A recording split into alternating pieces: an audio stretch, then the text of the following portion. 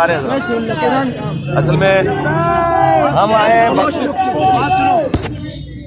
बाबा जी को सलाम अर्ज करने आज ये अकीदत पेश करने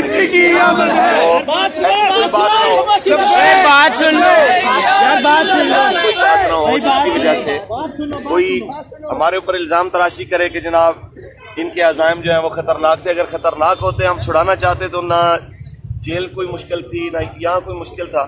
हमने ये साबित किया है कि हमसे बड़ा पाकिस्तान का कोई प्यार करने वाला नहीं।